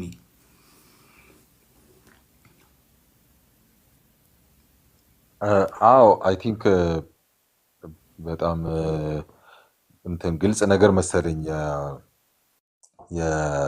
የኢየሱስ ክርስቶስ መምጣት ለአህዛብ ኢንክሉዥን እና ደግሞ አዲስ ፍጥረት የመሆን ጅማሬ ምክንያት እንደሆነ ልክ ነው። የጳውሎስ ደብዳቤዎች በደንብ ነው የሚያሳዩት። እሱን በደንብ አጠንክረው ስትረስ አድርገው ያሳያሉ። ጳውሎስ ግን ይህንን ሲናገር አንተ ባልከው አይነት መንገድ ነው የሚናገረው ኢየሱስ ክርስቶስ እያለ። በእርግጥ በዘመናዊ ዓለም የስነ መለኮት ጥናት ውስጥ የሆኑ ክርክሮች አሉ። ማለት አሁን ኢየሱስ ክርስቶስ የሚለው ጳውሎስ ኢትስ ጀስት በቃ ስም ነው እየጠራ ያለው፣ ፕሮፐር ኔም ነው። ክራይስት የሚለው ስም ራሱ ምንም የተለየ እንትን የለውም፣ የተለየ ትርጓሜ የለውም። ምንም የተሸከመው ሌላ ልዩ የሆነ ቴዎሎጂካል ሀሳብ የለውም። ክርስቶስ የሚለው በቃ ኢየሱስ እንደሚለው ሚላ አይነት እንትን ክርክር አለ። በተለይ ቅድም ባልኳቸው አይነት መስመር ውስጥ የሚታይ ነው።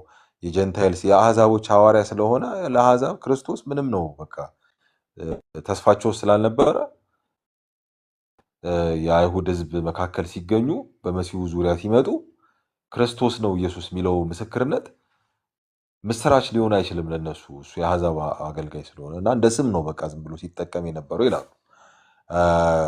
ሌሎች ደግሞ አይ የኢየሱስ በሞቱና በትንሣኤ አማካኝነት የታየው ወይም የተገለጠው ድል አድራጊነት ወይም አሸናፊነት የሆነን ምንድነው ክብር ስላጎናጸፈው ልክ በፊልጵስዩስ መጽሐፍ ምዕራፍ 2 ላይ እንደምናገኘው አይነት ከስም ሁሉ በላይ ስምን ሰጠው ምናምን ይል የለ ልክ እንደሱ አይነት ነገርን ስላጎናጸፈው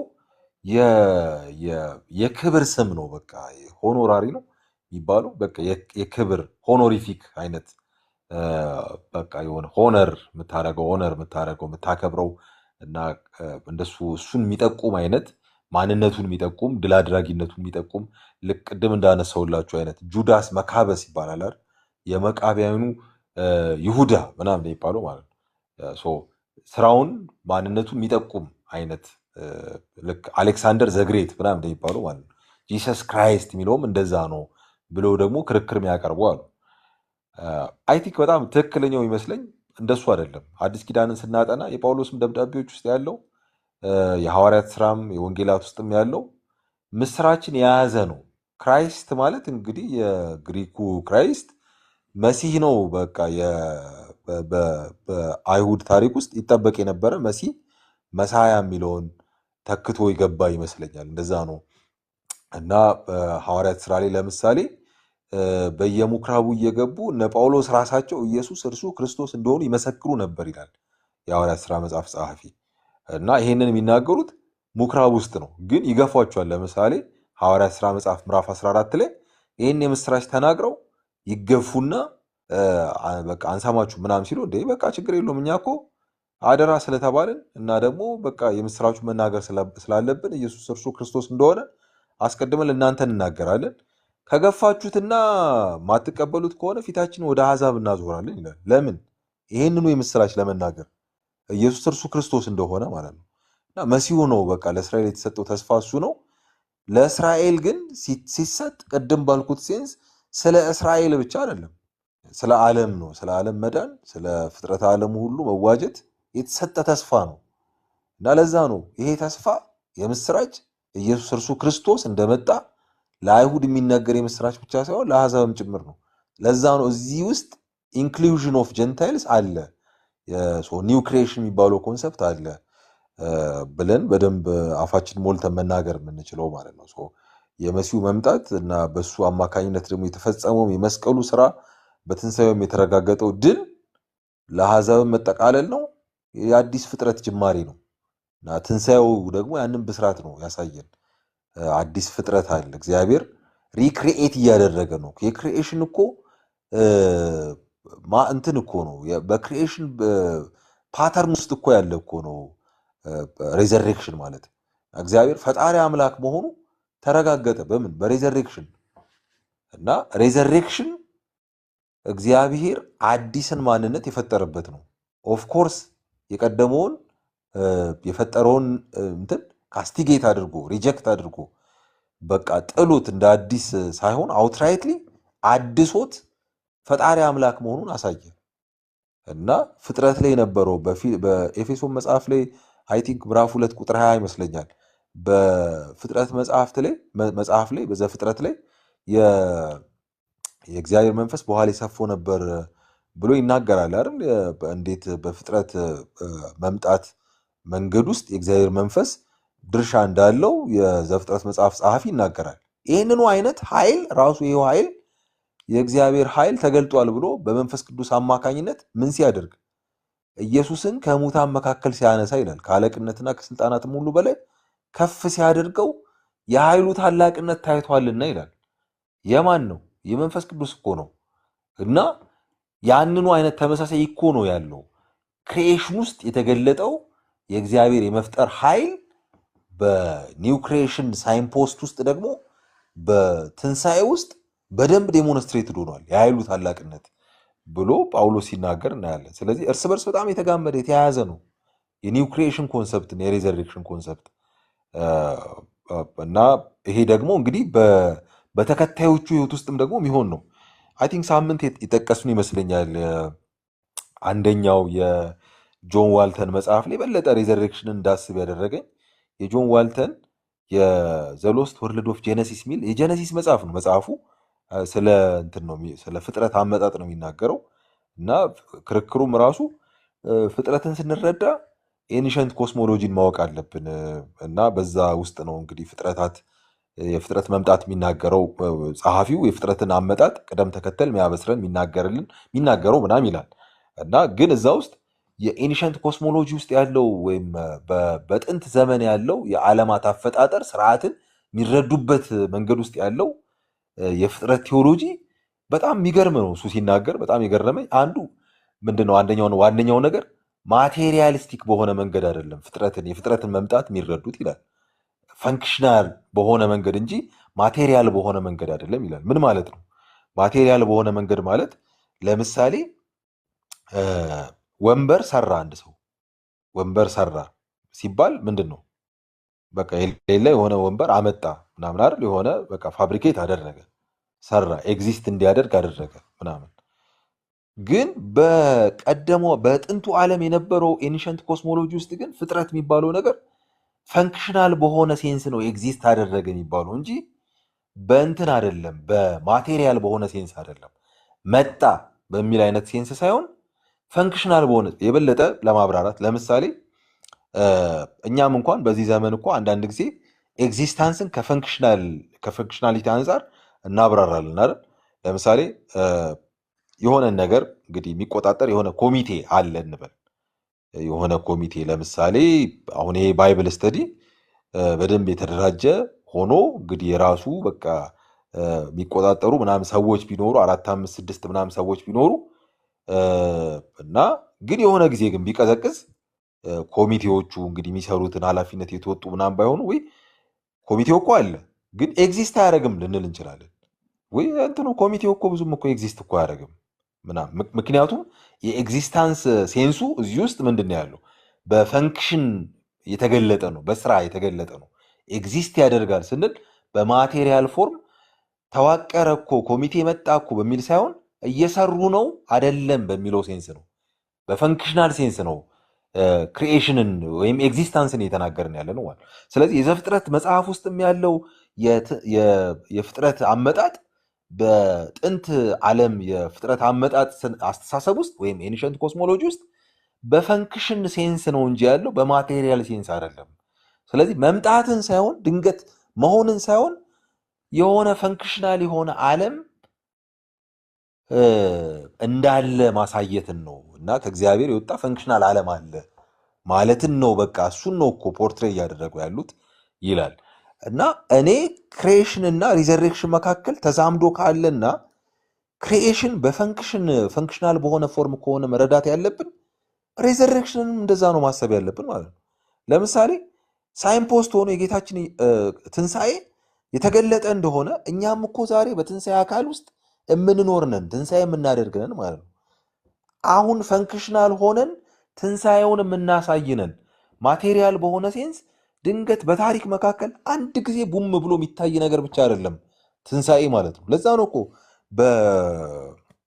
በሮሜ መጽሐፍ ምዕራፍ 8 ላይ ኢየሱስን ከሙታን ያስነሳው የእግዚአብሔር መንፈስ በእናንተ ዘንድ ቢኖር ክርስቶስ ኢየሱስን ከሙታን ያስነሳው ያው መንፈስ ለሚሞተው ሰውነታችሁ ሕይወትን ይሰጠዋል ይላል።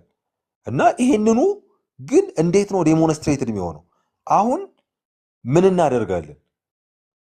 እንግዲህ የስጋን ሐሳብ ማድረግ ከንቱ ነው፣ በእግዚአብሔር ዘንድ የተጠላ ነው፣ የመንፈስን ሐሳብ ማድረግ እንጂ እያለ የትንሣኤው ሕይወት ፈንክሽናል በሆነ ሴንስ የሚገለጥ እንደሆነ በጣም ጥሩ አድርጎ አርቲኩሌት እያደረገ ጳውሎስ ሲያቀርብልን እናያለን። ስለዚህ ከፍጥረት ጋር የሚዛመድ ነው አንድ። ከፍጥረት ጋር ስናዛምደው ግን ማቴሪያል በሆነ ሴንስ ብቻ ሳይሆን የሆነ ጊዜ በሚሆን አንድ ኢንሲደንት እንደሆነ ብቻ ሳይሆን ፈንክሽናል በሆነ ሴንስ ማሰብም ደግሞ አለብን እና ለዛ ነው ትንሣኤ የኒው ክሪኤሽን ማሳያ ነው ስንል ኒው ክሪኤሽን ሕያው ሆኖ የሚታይ ነው። በህይወት ዴሞንስትሬት የሚደረግ ኤቲካል ኢምፕሊኬሽን ያለው ነው። የትንሣኤ ህይወት የሚባል አለ፣ የሚገለጥ ዴሞንስትሬትድ የሚሆን ሰው የሚያየው፣ የሚዳስሰው፣ የሚጨብጠው፣ የሚነካው፣ አፌክት የሚደረግበት፣ ኢንፍሉዌንስ የሚደረግበት ህይወት አለ። እንደዛ ማለት እንችላለን። ቴንኪዩ ቴንኪዩ ኤሚ፣ በጣም ምርጥ አድርገህ ነው ያቀረብከው። አንድ ሜሴጅ ላይ የተላከልኝን ጥያቄ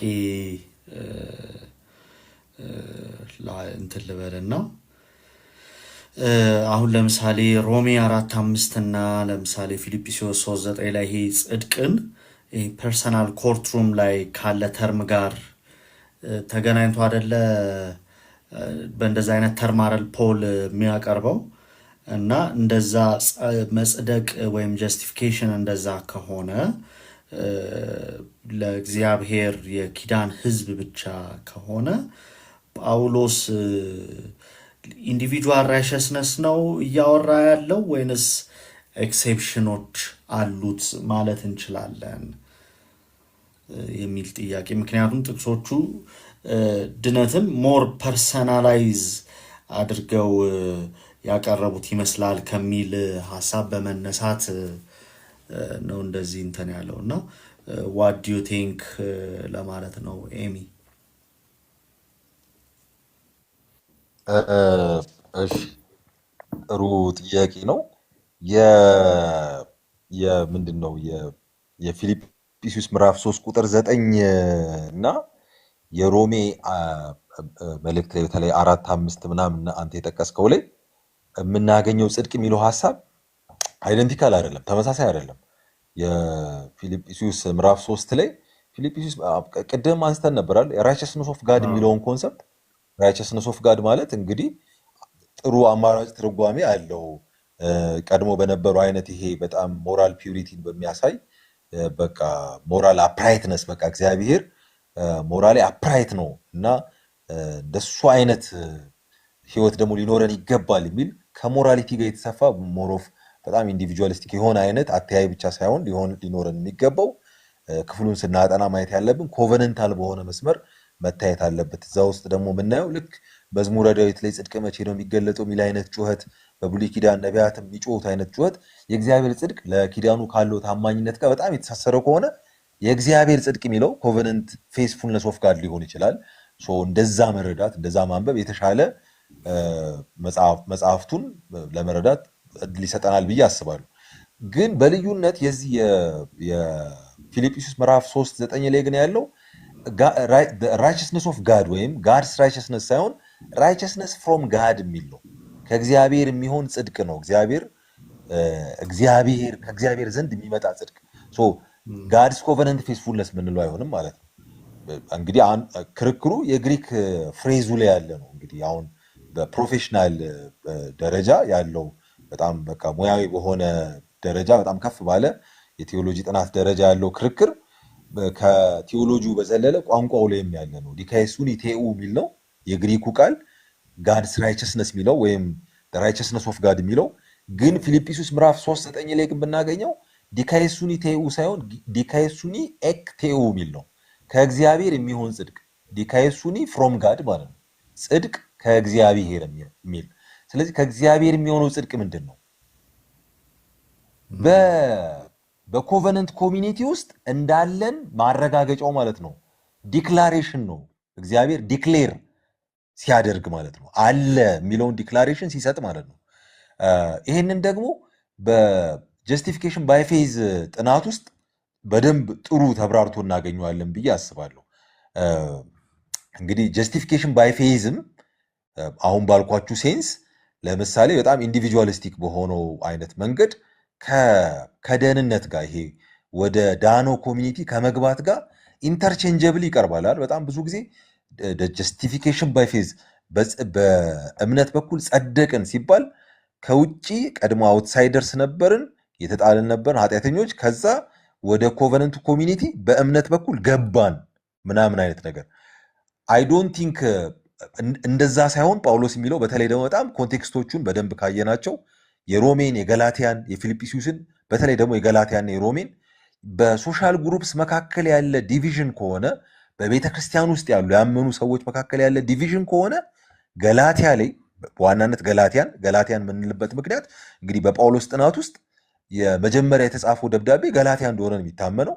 ሞስት ላይክሊ 49 ወይ 50 ምናምን አካባቢ ወይ 51 ግፋ ቢል ሮሜ የተጻፈው 54 55 ምናምን ድረስ ይዘገያል። ስለዚህ ጀስቲፊኬሽን ባይ ፌዝ ጳውሎስ ለመጀመሪያ ጊዜ የተናገረው የገላትያ መልእክቱ ላይ ነው ማለት ነው። ስለዚህ መጀመሪያ የተናገረበት የትኛው ላይ ነው ብለን ስንፈልግ ገላትያ ምዕራፍ 2 ላይ ነው የምናገኘው።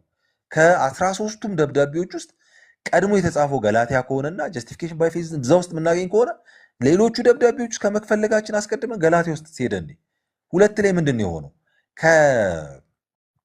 ከጴጥሮስ ጋር አንጾኪያ ሜዳ ላይ እኮ እንግዲህ ተገናኝተው አይደል በቃ ሲገስጸው ምናምን የምናገኘው አሕዛቦቹ ጋር አብሮ ይበላል ጴጥሮስ። ከዛ ከያዕቆብ ዘንድ ከኢየሩሳሌም ደግሞ ጥቂት ሰዎች ሲመጡ ያፈገፍጋል እና እንደ ወንጌል እውነት በቅንነት አልሄድምና ፊት ለፊት ተቃወምኩት ይላል።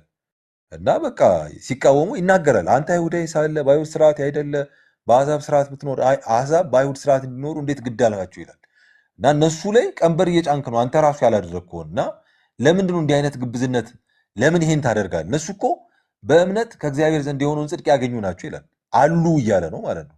የዳኑ ሰዎች ናቸው እኮ። ለምሳሌ የበለጠ ግልጽ እንዲሆን አሉ ማለት ፕሬዘንት ኮንዲሽንን የሚገልጽ ነው። ጀስቲፊኬሽን እያልኩ ነው። ያለፈውን ድነዋል እኮ ያኔ ገብተዋል እኮ ሳይሆን ጀስቲፊኬሽን የሚለው ቃል አሁን ያለውን ፕሬዘንት ኮንዲሽን በኮቨነንት ኮሚኒቲ ውስጥ የቴብሉ ተጋሪ ናቸው። አሁን እኮ እዚህ መካከል ናቸው። ለምሳሌ አሁን እዚህ በቲክቶክ ምሳሌ ለመስጠት እሺ ምን ያህል ጥሩ አድርጎ ኢለስትሬት እንደሚያደርገው አላውቅም፣ ግን ለምሳሌ ገስት ላይ ከኛ ከሁለታችን በተጨማሪ ሌሎች 2 ሰዎች ወይ አንድ ሰው ምናምን ቢኖርና ድምፁ ሚዩት ተደርጎ በቃ እንዴ አማኒ እንዲያወራ እድል ስጠው እንጂ አለ እኮ ምናምን እሱ መካከላችን ብል አለ። አሁን ፕሬዘንት ኮንዲሽኑን እየጠቆምኩ ነው። ይሄ ነው ጀስቲፊኬሽን ማለት በመካከላችን አለ እኮ እያልኩ ነው። ግን እከሌ እኮ ከታች ሆኖ ኮመንት እያደረገ ለምንድነው ማታስገባው ብል ይሄ አሁን ካልኩት ፕሬዘንታሊ የመልኩ ይብራራ ነው ማለት መግባትን የሚያሳይ ነው። አልገባም ማለት ነው ቀድሞ ነው። ይሄንን በመዳን ፍሬምወርክ ውስጥ ስናይ መዳን፣ ደህንነት፣ መጠራት ምናምን በሚባለው ፍሬምወርክ ውስጥ ስናይ ሞር ኦፍ ጳውሎስ የሚጠቀመው ይሄንን ቃል ስለ መግባት ሲያወራ አውትሳይደር የነበረ ሰው ወደ ኮቨነንት ኮሚኒቲው ገባ የሚለውን ለማስረዳት ሪፈር ለማድረግ የሚጠቀመው ቃል ኮል የሚለውን ነው። ለምሳሌ በሮሜ መጽሐፍ ምዕራፍ 8 ላይ ራሱ እኮ እናገኛለን። አስቀድሞ ያወቃቸውን እነሱን ደግሞ አስቀድሞ ጠርቷቸዋል አይደል? ከዛ ደግሞ የጠራቸውን እኮ ነው አጸደቃቸው የሚለው። ያጸደቃቸው ማለት የተጠሩ ሰዎች ናቸው ማለት ነው። ጽድቅ የሚለው ጀስቲፊኬሽን ኦልሬዲ እዚህ ኮቨነንት ኮሚኒቲ ውስጥ ያሉ ሰዎችን ዲክሌር ማድረግ ነው። ራይት ፖዚሽን ላይ መሆናቸውን መናገር ማለት ነው። በኮቨነንት ኮሚኒቲ ለአብርሃም የተሰጠው የወራሽነት እንትን ውስጥ ክልል ውስጥ መገኘት ማለት ነው። እና የአብርሃም ፋሚሊ ናቸው እኮ የቴብሉ ተጋሪ ናቸው እኮ ማለት ነው። ፕሬዘንት ኮንዲሽንን መግለጥ መናገር ነው። አሉ እያለ ነው ጳውሎስ ጀስቲፋይድ ናቸው ሲል ሲናገር። የጀስቲፊኬሽን ቃላቶች እግዚአብሔር ቅድም ባልነው ሴንስ ከሰማይ ሆኖ እንግዲህ እግዚአብሔር ካለበት መገኛ ሆኖ ዲክሌር የሚያደርገው ከእግዚአብሔር ዘንድ የሆነው ጽድቅ የሚባለው ዲካይሱኒ ፍሮም ጋድ አሁን ያለውን ፕሬዘንት ኮንዲሽን የሚያሳይ ነው። እና ጳውሎስ ከእግዚአብሔር የሆነውን ጽድቅ እንዳገኝ ነው እኮ ሲል ፊልጵስዩስ ምዕራፍ 3:9 ላይ ያንን እየተናገረ ነው። በመሃል መሆንን ነው፣ ፕሬዘንት ኮንዲሽንን ነው እየተናገረ ያለው። ስለዚህ መግባትን አይደለም። ይሄ ደግሞ ሞሮፍ ጎንዮሻዊ የሆነ ዳይሜንሽን ያለው ነው። እና ገላትያ መጽሐፍ ላይም ለዛ ነው ለምንድነው የምትገፏቸው? ለምንድነው ግብዝነትን እያሳየ እነሱ አውትሳይደርስ እንደሆኑ እዚህ የኮቨነንት ኮሚኒቲ አባላት እንደሆኑ እንዳያስቡ የምታደርገው ምን አይነት ግብዝነት ነው አንተ ላይ የሚታየው ያለ ጴጥሮስን ሲተቸው ቻሌንጅ ሲያደርገው የምናየው። ስለዚህ ሞሮፍ ይሄ ሶሺዮሎጂካል የሆነ በጣም የጎንዮሻዊ ዳይሜንሽን ያለው እዛ ላይ በጣም የሚያተኩር አይነት ቴዎሎጂ ነው ጳውሎስ ውስጥ የምናገኘው ጽድቅ ሲናገር። የሮሜ ይለያሉ። ኦፍኮርስ ልክ ነው። የገላትያና የፊልጵስዩስን ስናይ ሞሮፍ ኮቨነንት አለው፣ ኪዳናዊ ነው። ኦፍኮርስ የሮሜ መጽሐፍ ላይም አብርሃምን ቢጠራውም እዚህ ላይ ግን በደንብ ምንድነው ሃይላይት እያደረገ የሚናገረው በአንድ ቀጥ ባለ መስመር ውስጥ የመጣ እግዚአብሔር ለኪዳኑ ሕዝብ የሰጠው ተስፋ ውስጥ የተገለጠ እውነት እንደሆነ ይናገራል። የሮሜ መጽሐፍ ላይ ግን በጣም ዩኒክሊ ይሄንን በኮቨነንት ፍሬምወርክ ውስጥ የተገለጠውን ጀስቲፊኬሽን የሎኮርት ሴናሪዮ ደግሞ ይሰራለታል። የሎኮርት ሴናሪዮ ሰርቶ ለምሳሌ ምዕራፍ 3 ላይ ታስታውሳላችሁ። በቃ ኃጢአተኛ የሆነ ፍርድ የሚጠብቀው ሰው አለ። ከዛ ደግሞ እዛ መካከል ደግሞ ጌታችን ኢየሱስ ክርስቶስ በቃ የሕጉና የነቢያቱ ፍጻሜ ሆኖ ሕጉን ሽሮ ከዛ ደግሞ ሲያጸድቅ ሰዎችን የእግዚአብሔር ልጆች ሲያደርግ ደግሞ እናያለን። የሎኮርት ምሳሌን ሲጠቀም እናያለን። ኤምቲ ራይት ለምሳሌ ምዕራፍ 2 አንስተን እስከ 8 ድረስ ያለው ኢትስ ናት አባውት ያለፈን ዘመን እግዚአብሔር ወደ ኮሚኒቲው የሚገቡ ሰዎች እንዴት ይገባሉ የሚለውን የሚናገርበት ሳይሆን ከ2 3 4 5 6 7 8 እያለን እስከ 8 ድረስ የምናየው ፊውቸር ጀስቲፊኬሽን ነው፣ ወደፊት የሚሆነው። ለዛ ነው ለምሳሌ ምዕራፍ 2 ላይ ሕጉን የሚሰማ ሳይሆን የሚያደርግ ነው የሚጸድቀው ይላል እና በጣም ያወዛግባል። ሕግ የሚያደርግ ይጸድቃል እንዴ? ኦፍኮርስ ለካ ልክ ነው።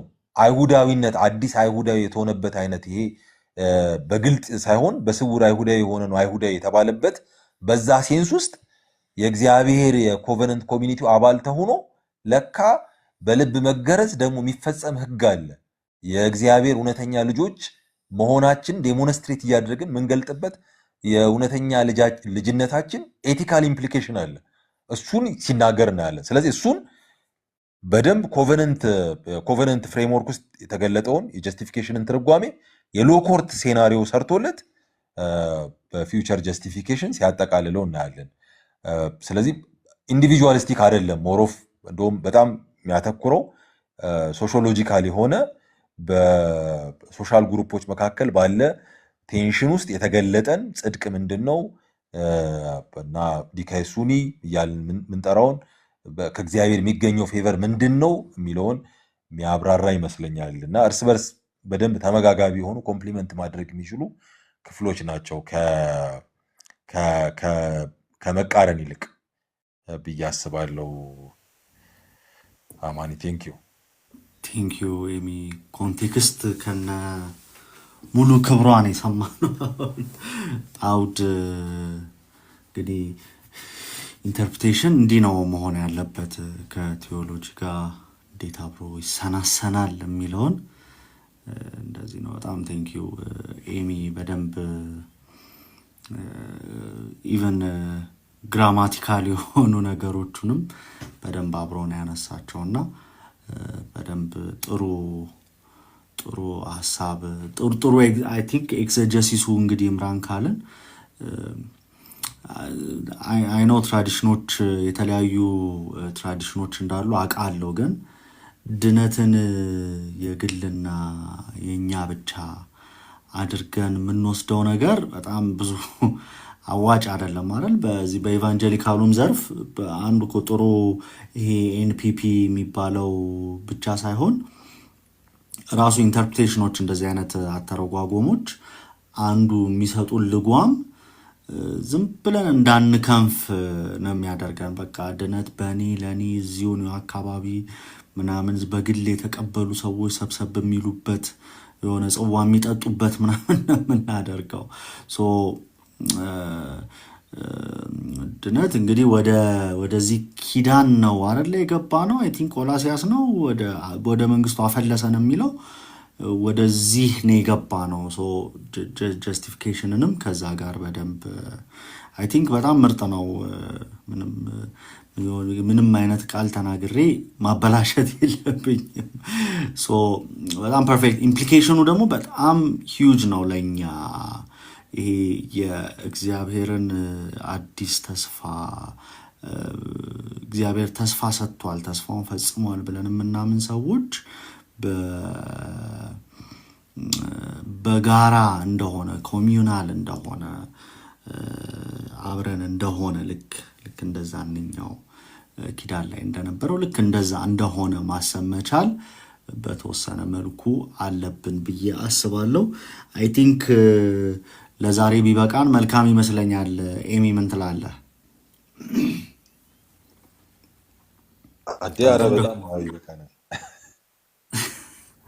ኮንፍራንስ አለብን ነገ ጠዋት። በጣም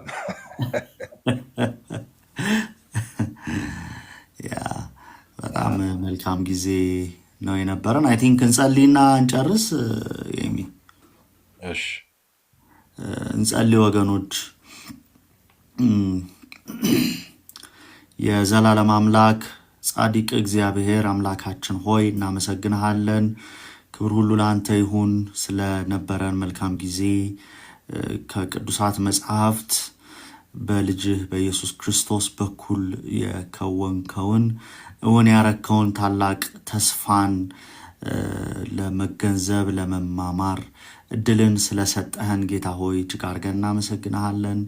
ይሄ ታላቅ ተስፋ ይሄ ታላቅ እውነት እንዳይሰወርብን ጌታ ሆይ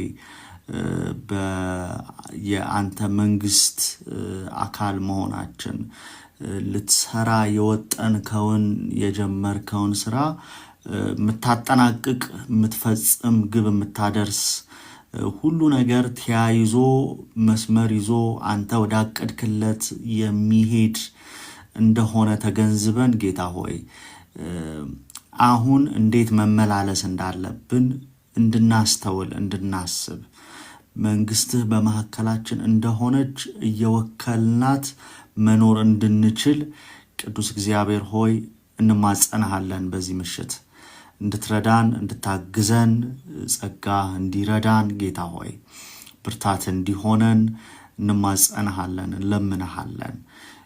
ወንድማችንን ኤሚን ደግሞ ጌታ ሆይ እንድትባርከው እውቀትን እንድታበዛለት በአግባቡ መናገር እንዲችል ጸጋህ እንዲረዳው በጌታ በኢየሱስ ክርስቶስ ስም ጸልያለን። እሱ ትምህርቱ አካዳሚክ ጆርኒው ቤተሰቡ ባለቤቱ ቤተሰቡ ሁሉ የተባረከ እንዲሆን ጸለይን። ሆሳና በሚኖረው ቆይታ መልካም ጊዜ እንድትሰጠው እንማጸናሃለን። ጌታ ሆይ ክብር ሁሉ ለአንተ ይሁን። ሳምንታችንን ዊኬንዳችንን ሁሉ ለአንተ አደራ አስረክበን ሰጠን። በጌታችን በመድኃኒታችን በኢየሱስ ክርስቶስ ስም ጸለይን። አሜን አሜን። ወገኖች ቴንኪዩ። ኔክስት ዊክ እንገናኛለን። ኔክስት ዊክ ቴክስቶችን ለማየት እንሞክራለን። ኤሚ አይ ቲንክ የተወሰኑ ቴክስቶችን ብንመለከት ትንሽ አሁን ያለውን አምፓክ ያደርግልናል ብዬ አስባለሁ።